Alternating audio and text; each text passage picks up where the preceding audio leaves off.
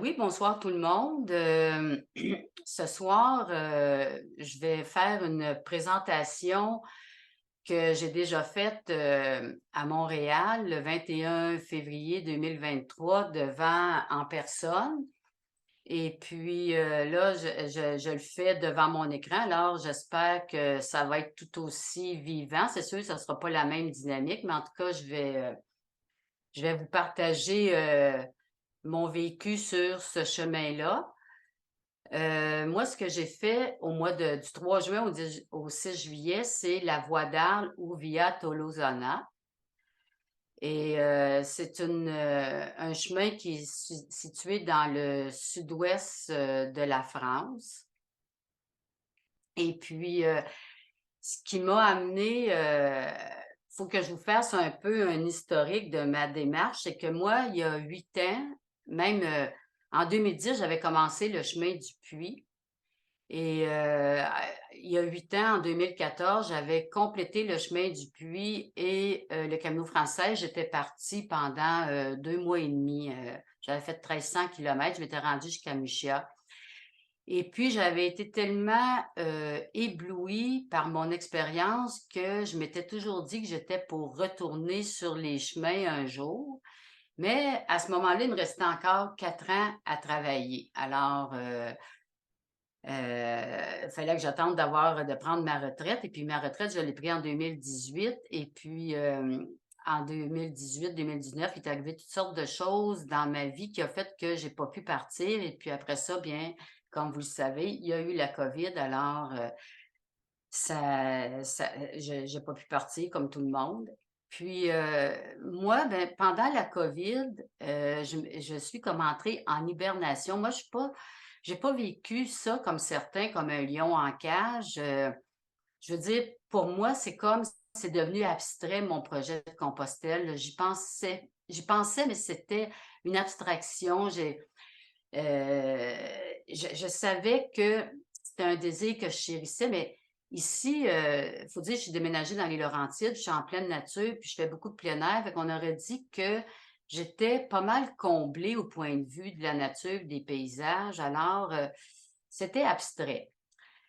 Puis là, à un moment donné, au mois d'avril 2022, vous voyez la petite blette là, qui sort de son trou, là. Ben ça, c'est moi qui sors de mon hibernation après 2 ans. Et là, je réalise que il y a plus de restrictions sanitaires, que j'ai eu 3 doses de vaccin, puis que j'ai eu la COVID, puis que les frontières sont ouvertes. Fait que je réalise que je n'ai plus aucune raison de ne pas partir et puis que là, je peux partir. Puis là, j'étais même pas encore décidée du chemin à faire parce qu'à chaque fois que j'assistais depuis quelques années à des présentations sur les chemins, après ça, c'est toujours celui qui venait d'être présenté qui me tentait. Fait que mais mon choix s'était pas mal arrêté sur le Camino del Norte. Mais en bon québécois, j'ai choqué parce que Camino del Norte est réputé être très difficile, puis je me suis dit: «Si je veux raccourcir les étapes, il va falloir que je prenne des gîtes privés, puis les gîtes privés, ben il faut téléphoner pour les réserver, puis je parle pas espagnol, puis je comprends pas l'espagnol». Alors je me suis dit, je me suis réfugiée dans une valeur sûre. Je me suis dit: «Je vais faire un chemin en France parce que c'est ma langue». Puis pourtant pourquoi j'ai choisi le chemin d'Arles? Je sais pas bien pourquoi. Dans ma tête, c'était un peu proche du Camino del Norte. C'est pas le cas, mais en tout cas, dans ma tête, c'était un peu ça. Puis j'avais déjà pensé au chemin d'Arles. Alors, c'est pour ça que mon choix s'est fixé sur le chemin d'Arles. Et puis, fait qu'il y avait des choses qui rentraient en ligne de compte, là. C'était à reprendre le chemin après 8 ans. Là, j'avais juste 1 mois pour me préparer. Puis j'avais pas de guide disponible, de guide papier disponible. Il a fallu que je télécharge le Miam Miam Dodo sur mon téléphone, fait que c'est petit en titi. Et puis mon parcours, bien, ça a été Arles jusqu'à Raqqa. Raqqa, c'est 30 kilomètres passer le col du Somport. Puis, je vais vous raconter ça un peu plus loin. Je suis quand même passée par-dessus Toulouse. J'ai évité 5 ou 6 étapes là, pour être capable de franchir le col du Somport dans le temps qui m'était imparti, parce que j'avais 6 semaines. Alors, pour vous situer, le chemin d'Arles, évidemment, il part à Arles et puis, il est orienté d'est en ouest et puis, à un moment donné, il arrive à la frontière, France-Espagne, aux Pyrénées, ici et puis, il descend, il passe le col du Somport, puis après ça, il s'en va, ce qu'on appelle le Camino aragonais. Il s'en va rejoindre Punta l'Arenas. Moi, je me suis arrêtée ici à Raqqa et comme vous pouvez le voir, le dénivelé, eh bien, au début, c'est plat jusqu'à Saint-Guilhem-de-Désert. Après, ça commence à monter, monter. Ça passe dans les forêts. C'est très beau. Et puis après, ça descend jusqu'à Castres. Puis là, ça recommence à être un peu plat. Et puis après ça, ça recommence à monter, là, rendu à Morlas, l'Escar, le Rond-Sainte-Marie et puis le col du Somport. Alors, c'est ça. Moi, j'ai pris un billet d'avion. Je suis arrivée à Marseille et puis je suis repartie de Bordeaux. Et le chemin d'Arles, au Moyen Âge, c'était un chemin qui se faisait dans les deux sens. Les pèlerins qui venaient de Compostelle et qui s'en allaient à Rome, puis ceux qui allaient à Compostelle en venant de Rome. Puis il faut dire que c'est un chemin qui est peu fréquenté parce qu'en France, il y a 85 des pèlerins qui vont sur le chemin du Puy et 15 du reste vont sur les autres chemins. Puis dans ce 15 là, il y en a 7 qui vont sur le chemin d'Arles. C'est un chemin qui est très beau, très champêtre, très bucolique. Mais pour moi, je l'ai trouvé moins dépaysant que les chemins du Puy du Camino Frances parce qu'il y avait beaucoup moins de villages entre deux étapes. Entre deux étapes, c'était la campagne. Souvent, les villages qu'on voyait, c'est celui d'où on partait le matin et celui où on arrivait le soir. Puis, j'ai trouvé aussi qu'il y avait moins d'histoire que sur le chemin du Puy ou le Camino Frances. Et puis, la question qu'il n'y a pas beaucoup de villages en deux étapes, ben ça amène un défi là, pour se ravitailler en eau et en nourriture. Ça, c'est quelque chose que j'ai trouvé déstabilisant parce que moi, les deux chemins que j'avais connus depuis, puis le Camino Frances, j'avais pas besoin de penser d'avance pour l'eau puis la nourriture parce que la nourriture, bon, il y avait toujours des restaurants, puis il y avait des demi-pensions, puis il y avait toujours une épicerie d'ouverte à quelque part. Puis quand il n'y en avait pas d'ouverte, ben, je prenais des demi-pensions. Et puis l'eau, ben, on pouvait se ravitailler en eau facilement. On pouvait partir avec juste un litre d'eau, puis le remplir en chemin. Tandis que sur le chemin d'Arles, fallait que je parte avec minimum 2 litres d'eau. Fait que ça rajoute au poids. 2 litres d'eau, c'est 2 kilos. Puis, bon, rajouter 1 ou 2 kilos de nourriture, des fois, quand c'est la fin de semaine, puis qu'on sait que les épiceries sont pas ouvertes du dimanche midi jusqu'au mardi matin, alors ça fait beaucoup de poids de rajouter. Et le chemin d'Arles, il faut dire aussi qu'il est pas tellement bien balisé jusqu'à Toulouse, mais heureusement, moi, j'avais l'application AllTrail, sinon je pense que je serais pas encore revenue. J'ai fait de nombreux kilomètres supplémentaires. Puis avec AllTrail, si on prend la version payante qui est 30 par année, bien, on peut télécharger les cartes et puis on peut naviguer hors ligne, fait que ça économise les données parce que les applications comme AllTrail, Strava, Photoshop, pas Photoshop, mais l'application photo puis Google Maps, ça prend beaucoup de jus. Et c'est ça.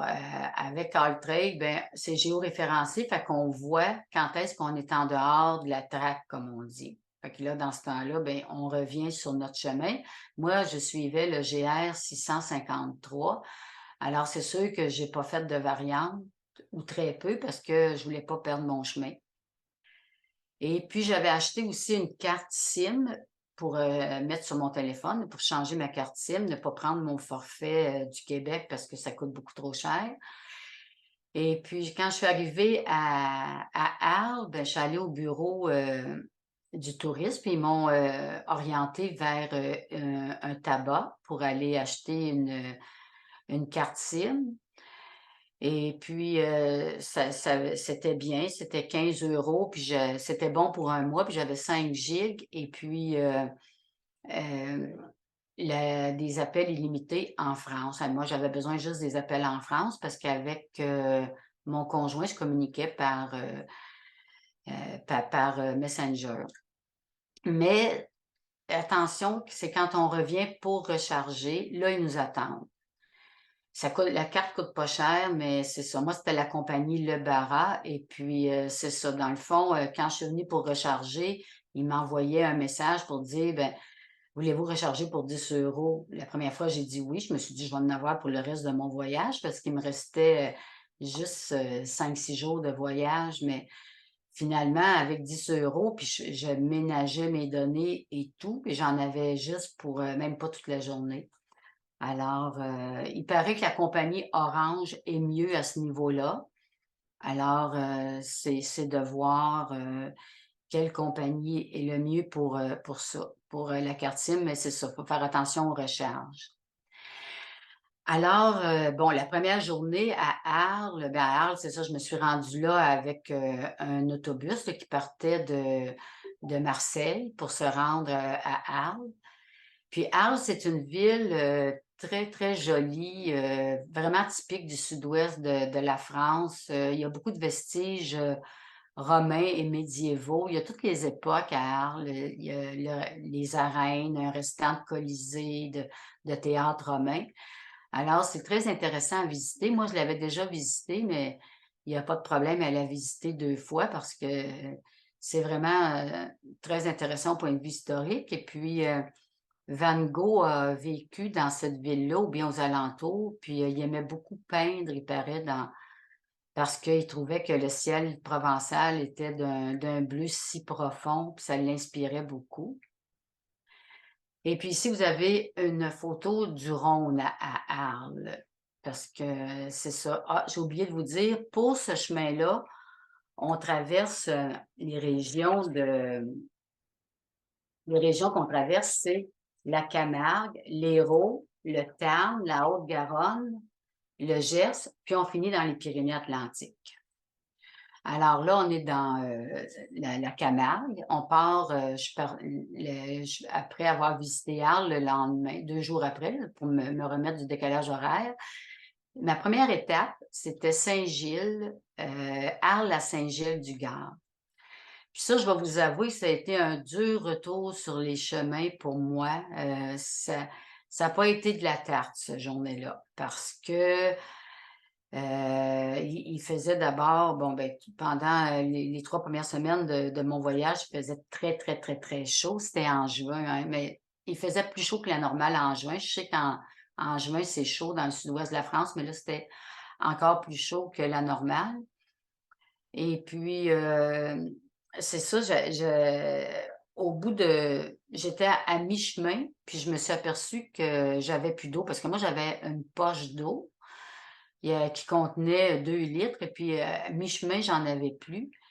Puis aussi, c'est une étape qui passe beaucoup sur le bord des routes. Il y a beaucoup de bitume sur, cette étape-là. Alors, c'est ça, puis, je consultais le Miam Miam Dodo et puis il y avait pas de point d'eau d'indiqué. Alors là, souvent je passais sur des routes qui étaient fréquentées par des autos. Alors j'ai hélé des autos, mais elles arrêtaient pas. Mais en tout cas, la quatrième auto que j'ai hélée a arrêté.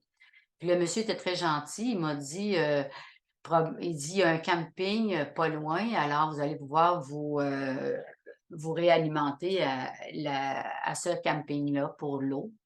Alors là, j'étais encouragée et puis finalement, je me suis, ravitaillée en eau avant d'arriver au camping parce qu'un tien vaut mieux que 2 tu l'auras. Il y avait un mât, MAS là, MAS, les mâts, c'est des genres de villas, de vignobles qu'il y a sur le bord de la route.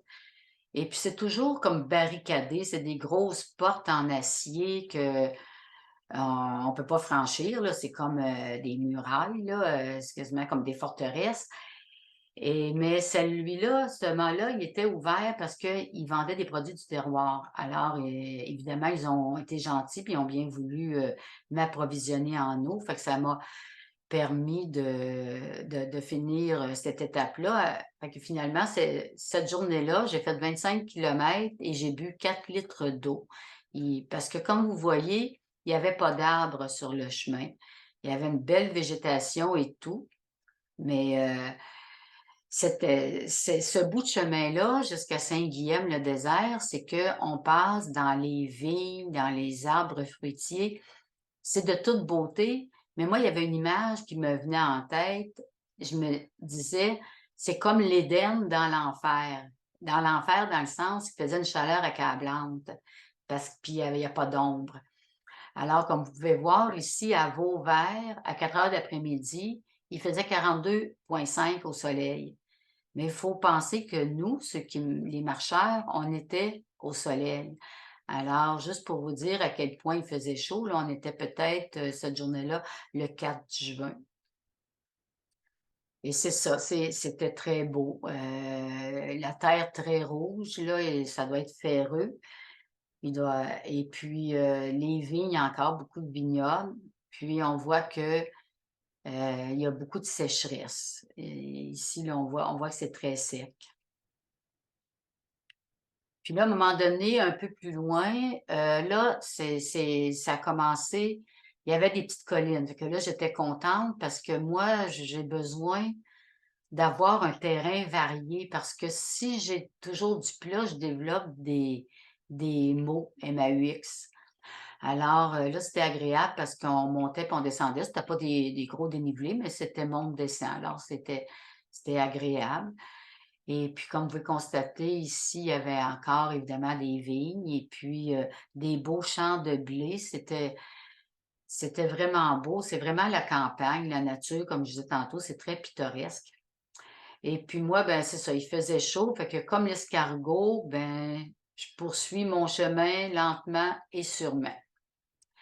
Et puis dans le bout de Castries, bon, c'était toujours aussi beau. Puis là, j'ai été vraiment frappée et émue par cette scène-là. Je trouvais que ça ressemblait à une peinture de Monet. Alors, c'est pour ça que je l'ai pris en photo. Et puis là, petit à petit, ben là, je me suis rendue à Montpellier. Montpellier, il y a beaucoup de patrimoine à Montpellier. Il y a plusieurs cathédrales, il y a un grand intérêt historique. Sur la photo, c'est un aqueduc romain. Alors, il y a beaucoup il y a beaucoup d'histoires. Et puis, moi, ce qui m'a frappé aussi à Montpellier, là, j'ai pas pris de photos ben, j'en ai pris des photos des cathédrales, mais c'est pas représentatif. J'avais pas assez un grand angle. J'avais juste mon cellulaire, fait que je pouvais pas prendre. Je prenais juste le clocher là, de la cathédrale. Alors, j'ai pas mis de photos, mais ce qui m'a marqué à Montpellier, c'est que j'ai trouvé cette plaque-là sur un mur qui disait: «C'est d'ici que partit le 6 février 1756 le marquis de Montcalm pour défendre avec gloire le Canada et trouver une mort héroïque sous les murs de Québec le 14 septembre 1759». Alors moi, je me rappelais pas ou j'avais jamais su que Montcalm était parti de Montpellier. Fait que je trouvais que c'était un beau clin d'œil au Québec. Alors, de Vendargue à Montpellier, heu, si jamais vous y allez, ben moi, j'ai pris le bus de Vendargue à Montpellier parce que il y avait 7 kilomètres à faire qui passaient le long de l'autoroute, fait que c'était pas intéressant. Puis un autre autobus que je prendrais si j'y retournais, ce serait pour la sortie de Montpellier parce que c'était 9 kilomètres de marche en ville. Et puis là, on n'était plus dans la partie historique. Alors, c'était comme si, on pouvait marcher dans une banlieue comme marcher à Laval, tu sais? Fait que moi, je conseillerais là pour, sortir il y en a qui l'ont fait. J'en ai rencontré après des pèlerins qui ont fait ça là, prendre, l'autobus pour se rendre à Gravelle. Alors après ça, c'est en route vers Saint-Guilhem-le-Désert. Alors, c'est toujours aussi beau, là, je me sentais vraiment comme dans le pays de Pagnol. Il y a beaucoup de genêts, là, les plantes jaunes, ça sent tellement bon et à un moment donné, Yves de Belleval m'a fait penser de faire attention aux odeurs de thym puis de romarin parce que c'était tellement sec qu'il fallait en prendre dans ses doigts là, pour, vraiment, les égrener puis sentir, la bonne odeur et puis là encore évidemment des vignes, puis au loin, ben, se profilent, quelques montagnes et puis, évidemment sur le chemin, on rencontre, souvent des croix puis des signes qu'on est sur le chemin de Compostelle et puis là, à un moment donné, je suis arrivée au pont du Diable sur l'Hérault. C'était une splendeur de toute beauté, puis, une légende reliée à ce pont-là, on l'appelle le pont du diable parce que paraît-il qu'au Moyen Âge, les moines de l'abbaye de Gélone, Gélone qui est le village voisin de Saint-Ghislaine, paraît-il qu'ils construisaient le pont, puis le diable le défaisait à mesure. Alors là, ils en ont appelé à leur saint patron Ghislaine pour qu'il règle la situation. Que le diable a passé un marché avec Guylaine. Il a dit, il appelait toujours les moines les chiens de serviteurs de Guylaine. Fait qu'il dit, OK, je déconstruirai plus le pont à la condition que tu me donnes l'âme du premier de tes chiens de serviteurs qui va passer sur le pont. Et puis, quand le pont était fini, il y a eu une rencontre entre Guylaine puis le diable à l'entrée du pont. Puis Guylaine, il avait amené son chien et un os. Alors là, il a lancé l'os sur le pont, sur le tablier du pont. Le chien a couru après. Alors, c'est cette âme-là que le diable a eue parce que c'était un chien. Alors, le diable a eu la première âme du chien qui est passée sur le pont. Alors, c'est ça, les derniers kilomètres, les derniers 5 kilomètres qui partent du pont du diable, qui s'en vont jusqu'à Saint-Guilhem, c'est de toute beauté, mais la seule chose, c'est que ça passe sur le bord d'une route assez passante. Alors, c'est du bitume puis des autos qui passent chaque côté, mais les paysages qu'on voit, c'est magnifique. Puis il y a des grottes qu'on peut visiter aussi à 3 kilomètres du village, mais moi, j'étais fatiguée puis j'avais chaud, puis il fallait que j'arrive à mon gîte qui était le Carmel avant 5 heures. Fait que j'ai pas eu le temps de visiter ces grottes-là, mais paraît-il que c'est très intéressant et très impressionnant. Et là, j'arrive à Saint-Guilhem-le-Désert, pas mal épuisée, parce que j'avais fait 29 kilomètres et puis 900 mètres de dénivelé par grande chaleur, puis j'avais manqué un peu d'eau. Et j'arrive dans ce beau village. Là, j'ai été éblouie, j'ai été saisie par la beauté du village. Donc là, je me suis dit, je suis arrivée à 4 heures, à 4h30, là, je me suis dit, oh non, c'est pas vrai que je vais partir tout de suite demain, que j'aurai pas le temps de visiter ça. Alors, j'ai demandé à la religieuse, moi, j'allais au Carmel. J'ai demandé si je pouvais rester pour le lendemain, puis il y avait de la place. Alors, j'ai pu rester au Carmel une nuit de plus, ce qui m'a permis de visiter le lendemain le village. Puis ça vaut le coup de visiter parce que c'est de toute beauté. C'est classé d'ailleurs dans les plus beaux villages de France. Là, à partir de Saint-Guilhem-de-Désert, pour une semaine, sinon plus, j'ai marché avec un pèlerin qui s'appelait Philippe. Tu sais, il n'y a pas beaucoup de... marcher avec lui, il était toujours pas mal en avant de moi parce qu'on n'avait pas le même pas, mais on couchait aux mêmes places le soir, parce que souvent, on était les deux seuls, mettons, qui couchaient dans un gîte. Puis lui, il partait très tôt le matin et puis je me suis associée à lui pour partir très tôt parce que ça évitait un peu de chaleur. Mettons, ça m'aidait à gérer mon eau parce que, mettons, si on partait à 5h30 le matin, les 3 premières heures que je marchais, je buvais beaucoup moins. Alors, parce faut penser, il fallait que je passe la journée avec mon 2 litres d'eau, là, parce que il y avait pas de source, il n'y avait pas de fontaine nulle part. Alors, fallait gérer son eau. L'affaire, c'est qu'on arrivait très tôt, par exemple, dans à destination. Fait qu'on avait le temps de prendre une bière ou 2 là, en arrivant parce qu'on arrivait tôt et c'est ça, il y a des effluves, de genêt puis de châtaignier parce que là, après Saint-Ghislaine, là, je suis vraiment contente, ça commence à monter et puis c'est de toute beauté. Puis là, les montagnes, je suis dans les montagnes, puis on passe aussi par des forêts de grands pins rouges et puis, il y a des effluves de genêt et de châtaignier, ça sent très bon et c'est ça, on passe, comme vous voyez, beaucoup dans la nature, très peu par les villages. Comme je disais tantôt, les villages, c'est celui qu'on quitte le matin et celui qu'on atteint le soir. Et justement, là, à un moment donné, on est arrivé à un village qui s'appelait, Lunas. C'était vraiment de toute beauté, ça aussi, c'était un village médiéval et puis, on est arrivé là un mardi et puis l'épicerie fermait à 12:30. Mais, ceux qui ont déjà voyagé sur les chemins savent que dans les petites places en France, les heures d'ouverture et de fermeture des commerces sont assez aléatoires.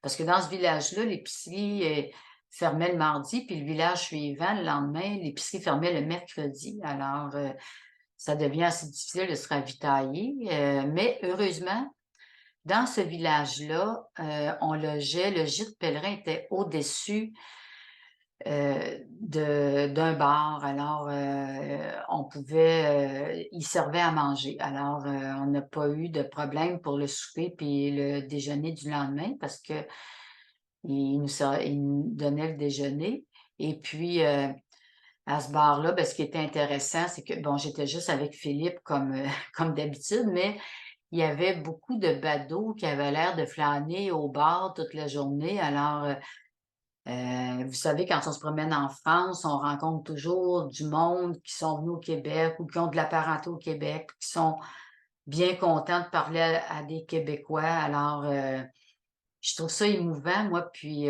très agréable, là, l'affection que nos cousins français nous portent. Et ceux qui sont venus au Québec, ils ont toujours des anecdotes à raconter sur leur passage au Québec. Et puis là, ben, c'est ça, on était dans les montagnes, alors c'était très, très beau. Souvent, par exemple, il y avait pas d'ombre, mais en tout cas, quand on passait dans les forêts, là, il y avait de l'ombre, fait que c'était beaucoup mieux. Et puis, comme vous voyez, c'est encore très, très champêtre et les chemins caractéristiques, là, en tunnel, là, c'est vraiment très, très beau, des beaux paysages. Et puis, bon, de fil en aiguille, à un moment donné, on arrive dans un village qui s'appelait La Salvetat-sur-Agout. Et puis, à cet endroit-là, bon, le gîte municipal, ça, je pense que c'était un vendredi soir, le gîte, municipal, logeait 7 pèlerins. Alors, j'étais contente d'avoir réservé parce que il était plein, on était 7. Puis moi, mon lit, il donnait sur, le clocher de l'église qui était comme en biais avec mon lit et puis, comme vous le savez, dans ces petits villages médiévaux-là, les rues sont pas larges. Alors, quand les cloches sonnaient, c'était comme si, le clocher était, dans mon lit et puis, cette place-là, ben, les cloches sonnaient à toutes les heures, tu sais, le nombre de coups de l'heure. Mettons, c'était 4 heures, bon, il sonnait 4 coups. Une minute plus tard, 4 autres coups pour être sûr qu'on avait bien compris. Puis à chaque demi-heure, il sonnait un coup. Alors, inutile de dire que ça a été une nuit, à me faire sonner les cloches et que j'ai pas dormi beaucoup. Mais le matin, c'était très beau quand on est parti. Regarder le lever du soleil, comment c'est beau, puis le coucher de la lune. C'était vraiment magnifique. Et puis là, ce soir-là, ça, c'était le vendredi soir que j'ai couché à la Salvador. Puis le samedi, j'étais venue à bout de me dénicher une demi-pension parce que, encore une fois, si je compare au chemin du Puy, c'était très facile de trouver des demi-pensions. Moi, j'aime beaucoup avoir des demi-pensions parce que j'aime pas me préparer à manger quand je suis sur les chemins parce que ça revient toujours pas mal aux pâtes. Alors, les légumes sont assez absents. Alors, j'aime ça avoir la demi-pension, mais sur ce chemin-là, c'était assez rare les demi-pensions. Les demi-pensions, c'était dans le fond des chambres d'hôtes qui chargeaient un prix pèlerin. Alors là, j'étais venue à bout d'en dégoter une et puis elle était un peu en dehors du chemin, mais la personne, l'hôtesse disait: «Ben, je vais aller vous chercher au village anglaise». Alors, elle est venue me chercher et puis, là, c'est ça, j'étais un peu découragée parce que, comme je disais, ça faisait bien changement des autres chemins que j'avais, fréquentés et puis en plus, j'avais très mal aux épaules et puis j'avais, une infection, là, j'avais, les oreilles bouchées, là, puis ça m'apportait beaucoup de problèmes quand, je téléphonais pour réserver des gîtes. Je comprenais pas à moitié ce qu'ils me disaient, puis eux autres comprenaient pas à moitié à cause de mon accent. Mais il faut dire que l'accent provençal est pas facile à comprendre non plus. Alors, là, j'étais un peu découragée, mais quand je suis arrivée à cet endroit-là, la dame commence à m'expliquer que c'était un ancien repère de la Résistance. Puis moi, je m'intéresse beaucoup à l'histoire de la Résistance, de l'occupation. Puis je suis arrivée là, le 18 juin, qui est l'anniversaire du 18 juin 1940, l'appel du général de Gaulle à la Résistance. Alors, ça m'a plu. Puis, l'hôtesse était charmante et puis, il y avait un couple de pèlerins là que j'avais rencontré la veille à la Salvetat. On était juste 3. Alors, j'ai, bénéficié une chambre seule et puis c'était, vraiment à la campagne et puis c'était très bucolique, très tranquille comme endroit. Et puis, on a eu un souper de roi et puis tout ça pour, un tarif pèlerin. Je pense que c'était 40 € pour, la déjeuner, souper, un souper presque gastronomique et puis un déjeuner le lendemain, puis une chambre privée. Alors, ça m'a un peu, requinquée, si on peut dire. Alors là, j'étais prête à continuer mon chemin. Alors là, oui, c'est ça. La prochaine, c'est ça. La route vers Castres. Et là, ça a recommencé à être plat. Là, c'est encore, les scènes, campagnardes. Là, c'est super beau, là. Il y a des vaches, du blé, de l'orge, du foin, des tracteurs, je trouve ça toujours intéressant parce que moi, j'ai été élevée à la campagne, j'ai été élevée sur une ferme, alors je trouve toujours ça intéressant. Et puis, après ça, bien là, c'est ça, je m'en allais à Dourgne. Puis à Dournes, j'ai couché au monastère des Pères à Ancalca, mais la photo que vous voyez ici, c'est l'abbaye de Sainte-Scolastique parce que c'est quand le lendemain matin, quand je suis partie, je trouvais que ça faisait une plus belle photo là, dans dans dans le matin, là, le clocher de cette abbaye-là. Alors c'est pour ça, je l'ai photographiée j'ai photographié aussi celle d'Ancalca, mais à un moment donné, il fallait que je fasse des choix pour, la présentation, fait que j'ai mis cette, photo-là que je trouvais très typique, très pittoresque et puis ça, c'est un genre de chemin, souvent qu'on peut marcher là, le long de la route en bitume. Et comme ici, mais ici, c'était pas du bitume, je pense, c'était plutôt du gravier, compacté. Alors j'avais l'impression, de pas François et le chemin du soleil, mais Lise et le chemin du soleil. Fait qu'encore là, il faisait très, très chaud et bon, c'est ça, les bagues de foin, c'est toujours, ça fait toujours des très belles scènes, là, quand on photographie ça. Puis là, je marchais toujours toute seule, fait que c'était bien propice à l'introspection. Si vous aimez beaucoup, le monde et puis vous êtes très sociable, c'est pas un chemin pour vous. Ça, je vous le dis tout de suite. Et là, j'étais en route pour, Révelle et je suis aboutie au, merveilleux petit je passais par Sorèze. C'est ça, c'est rare dans les étapes qu'on passe par des villages, mais en tout cas, cette fois-là, je passais par le merveilleux petit village médiéval de Sorèze. Alors, vous voyez comment c'est typique puis c'est beau. J'ai pris vraiment beaucoup de photos, là, mais évidemment, je ne pouvais pas toutes les mettre. Mais vu que j'avais pas une grosse étape, je pense que j'avais juste 17 kilomètres à faire, j'ai pu vraiment prendre le temps de visiter. Puis après Sorèze, c'est ça, j'ai couché à Rével dans un gîte pèlerin, mais le gîte c'était, l'autre, le bénévole, qui il y avait juste, un autre pèlerin, puis le bénévole qui était là, ben, il nous disait, d'acheter des choses, puis qui était pour faire à souper avec nous. Fait qu'on est allés, moi et l'autre pèlerin qui était italien, acheter des choses pour se faire à souper. Mais au moins l'épicerie était ouverte. Ben, c'était, faut dire vite, c'était comme un dépanneur, là, mais au moins c'était ouvert. Puis là, depuis Castres, moi, j'ai une idée qui mijote dans la tête, c'est que je veux changer de décor, je commence à trouver que les paysages sont redondants, là. C'est très, très beau, les fermes, les champs, tout ça, mais je veux changer de paysage, je veux être dépaysée un peu.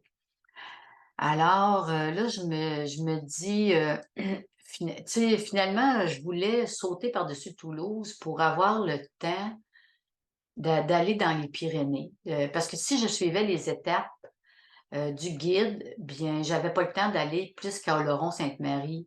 Alors, je sentais intuitivement que c'est justement là qu'il fallait que j'aille, à Oloron-Sainte-Marie, puis franchir le col du Somport. Alors, là, j'ai téléphoné, mais là, je savais pas comment organiser mes affaires, mais à Castres, la merveilleuse hôtesse, Madeleine, qui est une dame, âgée de 80 ans qui avait fait beaucoup de chemin puis qui était la bonté même, je lui avais parlé de ça, puis elle m'avait dit: «Une bonne place pour atterrir, d'après moi, ce serait à Auch».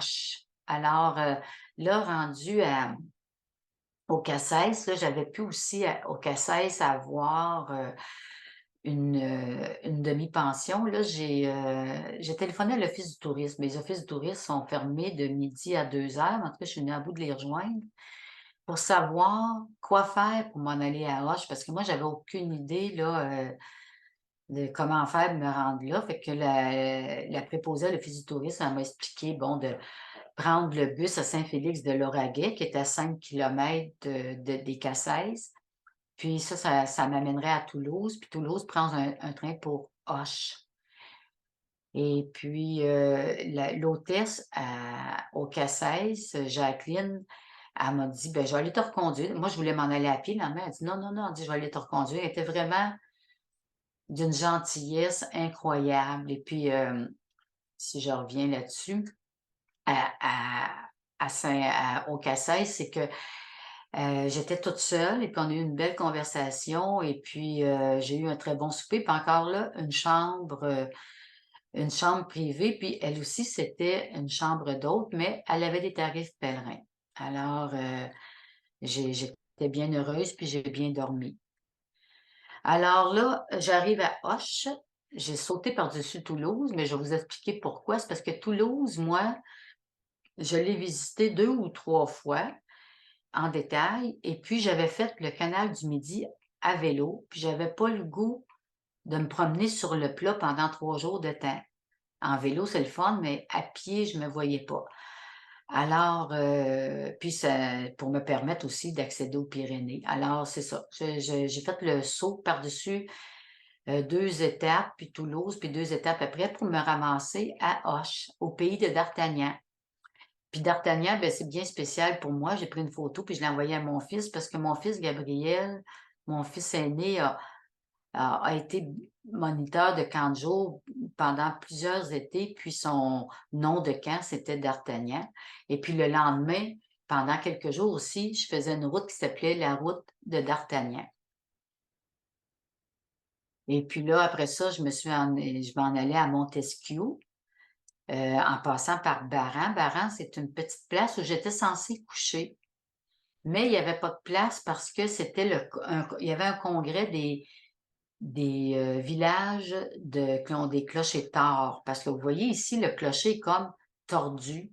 Puis une association de clochers-torts en France, puis Cette fin de semaine-là, c'était leur congrès, puis ils étaient à Baran.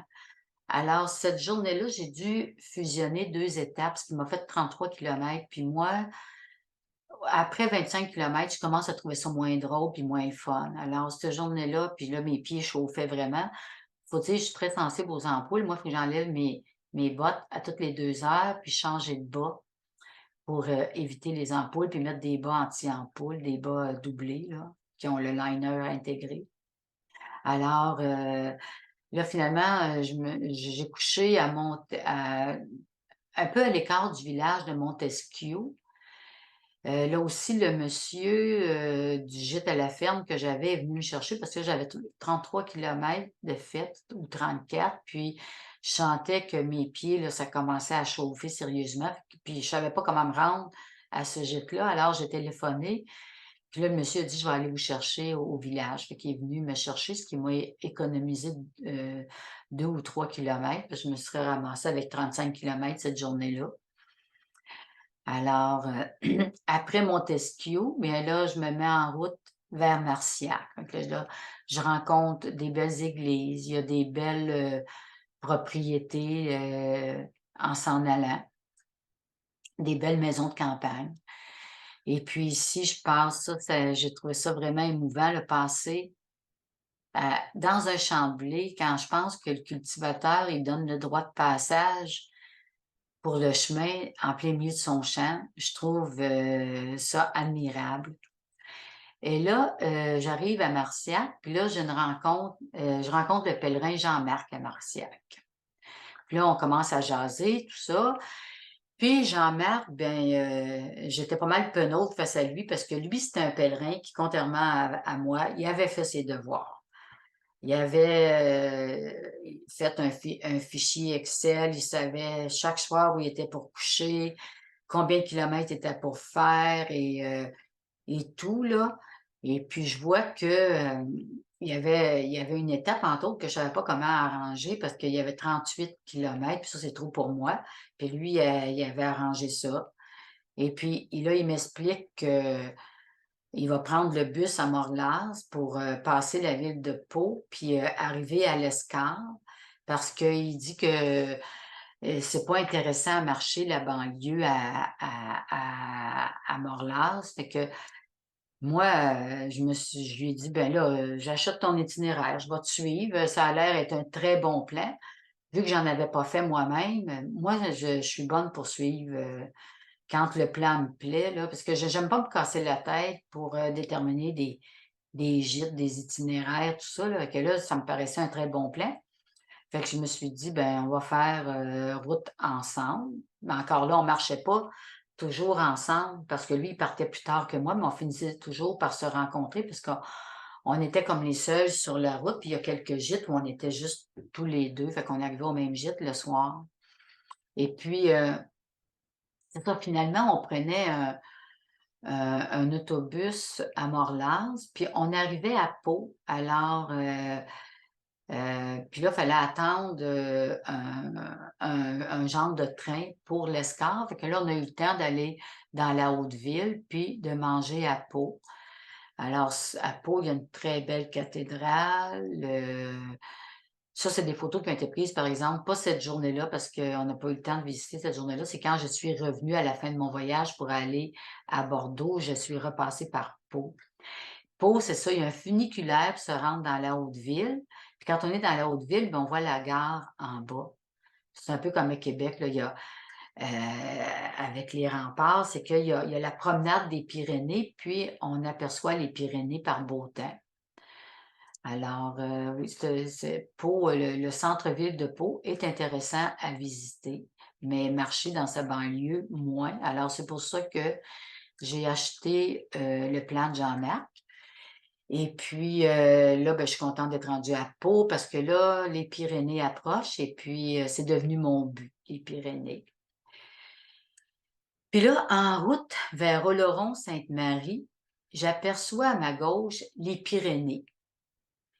Alors là, j'ai une forte émotion parce que ça fait changement là, je suis plus dépaysée puis ça m'a rappelé quand j'ai fait le chemin du Puy, puis que rendu à Montréal du Gers, j'ai vu les Pyrénées, ça se concrétisait mon rêve. Alors, là, je suis, très émue, j'ai une forte émotion, tellement que j'en perds mon chemin, puis, à un moment donné, je voyais plus de balises. Alors, heureusement, Artways veillait au grain pour me ramener dans le droit chemin. Alors, c'était un beau chemin, là. J'ai rencontré un troupeau de moutons et son berger. Il y avait des tournesols. C'est encore très bucolique. Des bagues de paille. Les collines au loin, là, qui font comme, une courte pointe, de verre, de pointe folle. C'est super beau. Les paysages sont splendides. Et là, c'est ça, Lise la pèlerine qui s'en va avec ses bas qu'elle change à toutes les 2 heures parce que sinon elle fait des grosses ampoules. Puis, encore là, des signes du chemin, puis, des quelques bâtiments intéressants en chemin. Et là, cette journée-là, je suis en route vers la commande. Il pleut à verse. Alors, ma prière, c'était: «Mon Dieu, faites que là où je vais, il y ait un sèche-linge et des journaux pour assécher mes bottes. Amen.» Et la pèlerine fut exaucée. Alors ici, on voit dans quel état étaient mes bottes, les chevaux, et ça, c'était à la commande. C'était un tout petit village, tout petit, ça arrive souvent ça dans ce coin-là, c'est que il y a pas de dépanneur, mais c'est, bon, la personne de la municipalité, on va chercher la clé, puis elle vient nous ouvrir, puis elle ouvre un genre de garde-manger où on peut acheter de la nourriture, non périssable, là, en canne ou quelque chose comme ça. Il y a pas de frais, là, mais il y a pas de nourriture fraîche, mais au moins on peut se dépanner. Mais aussi dans ce petit village minuscule-là, il y avait un comptoir de, produits du terroir tenu par ceux qui avaient un vignoble qui était dans cette région-là. Je me rappelle plus exactement, le nom du vignoble, mais on pouvait acheter, comme, du foie gras, des choses comme ça, des charcuteries, puis même il y avait, un pot de poulet à la basquaise, là, un pot, sous vide. Alors, on s'est acheté ça. Il y avait juste moi puis Jean-Marc, dans ce gîte-là. Mais le soir, vers 8 heures, est arrivé, un jeune homme, très, très grand, il devait mesurer 6 pieds et 6, puis, très gentil, pharmacien de profession, 28 ans, puis on a eu une bonne jasette avec lui, tu sais, il m'a raconté, que son grand-père était dans la Résistance et puis que dans le village où il habitait, il y avait encore, après toutes ces années, quelques, quelques hostilités entre les familles, mettons, qui avaient été des collaborateurs, puis ceux qui avaient été dans la Résistance. J'ai entendu quelques histoires comme ça lors de ce parcours et puis ça m'intéresse toujours beaucoup de voir des enfants ou des petits-enfants de gens qui ont vécu la guerre. Puis là, arrive à Oloron-Sainte-Marie, à la jonction des vallées de l'Aspe et de l'Osso. Ces rivières se forment pour, se rejoindre pour former le gave d'Oloron. C'est très, très beau, Oloron-Sainte-Marie. Il y a la cathédrale que j'ai malheureusement pas eu le temps de visiter. Il y en a même 2 cathédrales. Et puis, c'est ça, vous voyez la rivière, le fleuve, là, qu'on appelle un gave. Et puis là, c'est vraiment le style, basque, là, dans ce coin-là, là. Fait que c'est des paysans, puis c'est beau, c'est autre chose. Et puis, j'ai rencontré un pèlerin qui était avec son âne. J'en avais rencontré aussi un autre en France, je pense que c'était à Murat-sur-Verdre, j'en avais rencontré un. Je sais pas si c'était le même, mais en tout cas, il y avait un âne.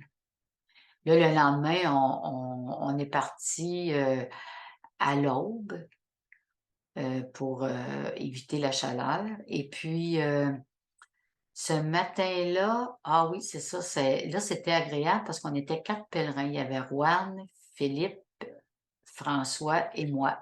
François, c'était un Hongrois qui marchait depuis le 17 avril. Ça faisait, ça faisait mai, juin, oui, ça faisait plus de 2 mois, ça faisait 2 mois et demi qu'il marchait. Et puis lui, son intention, je pense qu'il en avait pour 6 mois. Son intention, c'était de se rendre à Compostelle, puis de faire le chemin dans le sud du Portugal, du Fisherman. C'est un gars qui marchait 40 kilomètres par jour normalement, mais là, il voulait tellement rester avec nous 3 qu'il se limitait à nos petites distances de 15-20 kilomètres par jour. Mais il essayait de nous exhorter à en faire plus, mais ça marchait pas. Et là, on est rendu dans les dernières étapes, c'est-à-dire, après le Rond-Sainte-Marie, on a, Sarance, Bedouce, Etso, Bors, puis, en face, il y a Etso. Après ça, il y a Urdos et puis c'est le col du Somport après. Puis après le col du Somport, c'est Candachoux, Canfranc, Villanois et Raqqa. Moi, je me suis rendue jusqu'à Raqqa, qui est 30 kilomètres passé le col du Somport. Ça, c'est Sarance. Sarance, c'était vraiment très, très beau, là. Ça, c'est là qu'on est arrivé après Oloron-Sainte-Marie. On était hébergés au monastère Prémontré de Sarance, dans la vallée d'Aspe, et il y avait un très bel accueil. Et puis, c'était très intéressant aussi, l'histoire des frères Prémontré. Puis, vous voyez l'architecture aussi. Puis, de ma chambre, c'est ça que je voyais. Alors, c'était vraiment d'une beauté incroyable, une vraie splendeur. Et il y avait aussi, on est arrivé là de bonne heure, parce qu'on n'avait pas une grosse distance, on avait peut-être une vingtaine de kilomètres. Et puis, on a eu le temps d'aller visiter un musée. Euh, Maintenant, là, on est en route vers le col du Somport. Là, vous voyez, on est dans les Pyrénées. Je crois que c'est les basses Pyrénées, par exemple. C'est pas les plus hautes Pyrénées, mais vous voyez comment c'est beau. C'était incroyable, c'était la beauté. Et puis, là, mon mentor, Jean-Marc, lui, il prenait le bus à Etso, qui est comme en face de Bors, pour s'en aller à Urdos, parce que il avait lu, puis c'est vrai, dans le Memniam Dodo, il disait que c'était très dangereux la route pour se rendre de Bors jusqu'à Urdos, parce que, puis je l'ai vu quand on a pris l'autobus, là, la route passe sur le bord le chemin passe sur le bord de la route asphaltée. Alors, j'étais contente d'avoir suivi l'idée de Jean-Marc parce que j'aurais pas aimé passer sur la route là où il passait beaucoup d'autos puis de camions. Et puis là, vous voyez ici comment c'est beau, là, les montagnes. Évidemment, une photo ne peut jamais rendre la réalité, mais ça donne une idée. Alors là, j'étais vraiment conquise, là, comblée de voir toute cette beauté. Et puis j'étais en très bonne compagnie. Là, on était 4 pèlerins. Pour les 4 derniers jours, on était les 4 pèlerins ensemble. Et puis on s'entendait bien et on profitait de la présence l'un de l'autre. En montant vers le col du Somport, c'était vraiment le monde de la brume. C'était une atmosphère mystique, feutrée. On évoluait on aurait dit qu'on était dans un nuage. C'était vraiment spécial. C'était feutré, là. C'était euh, très, très paisible et doux. Puis les constructions, vous voyez comment c'était particulier. Et puis là, l'apothéose. Quand on est arrivé en haut, le rideau s'est ouvert sur un spectacle là, à couper le souffle. La brume s'est dissipée, puis là, on a pu prendre des photos. Puis là, après qu'on ait pris des photos, le brouillard est revenu, le rideau s'est tiré. Mais au moins, il s'était tiré une fois pour nous montrer la beauté du paysage. Alors moi, j'ai couché là, il y avait une auberge là, il n'y a pas juste des pèlerins, il y avait des marcheurs et tout. Et j'ai couché au col du Son-Port. Le col du Son-Port, là, je suis rendue, il est à 1640 mètres. Alors, j'étais bien contente d'être rendue là. Je me rendais pas à Compostelle cette fois-ci, mais c'était comme une étape, le col du Son-Port. Et puis, vous voyez ici, c'est toutes les Pyrénées, c'est vraiment d'une beauté sans nom. Et puis, à Canfranc, il y a une gare là, qui est immense, là, on peut pas la prendre en photo, dans son entièreté parce que c'est trop grand. Je pense qu'ils veulent faire un hôtel de luxe aussi, là. Puis là, passé le col du Son-Port, je me dis: «Bon, ben, j'ai le temps de continuer encore un petit peu en Espagne».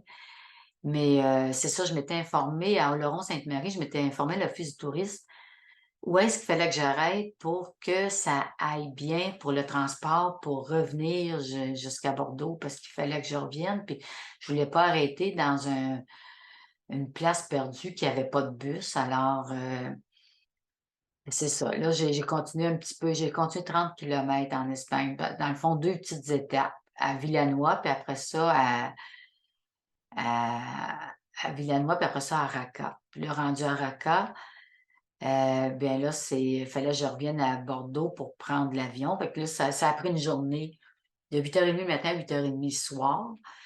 Parce que là, fallait que je prenne le bus, le train, le tramway, puis que j'avais des attentes, comme à Canfranc, j'ai attendu 2 heures, je pense, l'autobus pour Bedouce. À Pau, j'ai attendu 2 heures le train pour Bordeaux, puis même, c'était supposé être un TGV, puis finalement, il y avait des problèmes. Ils nous ont arrêtés à Dax, puis on a pris un autre train. Fait que finalement, je suis arrivée à Bordeaux à 20h30, mais moi, j'avais appelé pour être sûre que le gîte serait ouvert parce que il y a des gîtes, comme mettons à Oloron-Sainte-Marie, il fallait pas arriver plus tard que 7h. Il y en a un, Roanne, il est arrivé plus tard que 7h, puis ça a été toute une histoire. Alors là, j'ai visité Bordeaux. Je l'avais déjà visité 2 fois, mais on peut pas se plaindre de visiter Bordeaux 3 fois. C'est tellement beau. Puis les hôtesses étaient vraiment gentilles. Il y avait pas beaucoup de monde non plus à ce gîte-là. Je pense que j'ai couché 2 soirs. Le premier soir, il y avait une autre personne. Puis le deuxième soir, je pense qu'on était 3. Alors, pour les amateurs de chiffres, de données, j'ai fait 700 kilomètres, 12 000 mètres de dénivelé sur 34 jours de marche, incluant les journées de visite à Saint-Guilhem-de-Désert et à Montpellier. J'ai eu quelques bonnes journées de 29-30 kilomètres aux alentours de 900 000 mètres de dénivelé, mais d'autres journées beaucoup plus relaxes, pour une moyenne d'environ 20 kilomètres par jour. Lorsqu'on fait le chemin au complet, ça totalise 964 kilomètres selon l'Agence française des chemins de Compostelle. Alors, c'est ça, c'était reprendre le chemin après 8 ans. Au début, j'avais une certaine déception parce que je parvenais pas à atteindre le même état de joie et de félicité que j'avais connu sur mes 2 autres chemins, parce que les 2 autres chemins, au bout d'une semaine, je sentais plus mon sac, puis je volais, je marchais, on aurait dit je marchais pas sur le sol, mais je marchais au-dessus du sol. Et peut-être que c'est à cause de la chaleur, puis la douleur aux épaules, puis l'infection aux voies respiratoires supérieures, c'est peut-être pour ça. Peut-être aussi parce que c'est un chemin moins fréquenté, mais j'ai retrouvé cette joie-là les 5 derniers jours. Alors là, il m'a poussé des ailes, puis j'aurais été prête à poursuivre jusqu'à Santiago. Alors là, j'étais triste de laisser le chemin puis mes compagnons de marche, mais il y avait quelqu'un qui m'attendait à la maison. Alors, j'ai pas changé mon billet d'avion. Ça m'a presque tentée parce que là, j'étais dedans, là, puis j'étais prête à continuer. Ça m'avait pris comme 4 semaines de me mettre dedans. Mais non, là, je me disais, il faut que je rentre. Et puis heureusement, finalement, parce que après ça, il y avait des chaleurs terribles en France, là, en juillet, là. Pas en France, mais en France aussi, mais sur le Camino, le Camino français, il y avait des chaleurs accablantes. Alors, en conclusion, je peux dire que mon histoire d'amour avec le chemin d'Ars, ça a pas été un coup de foudre comme avec les chemins du Puy et de Camino Frances, mais un amour qui s'est développé en douceur au fil du chemin. Alors, j'espère que vous avez aimé la présentation. Je vous remercie de votre écoute et buen camino.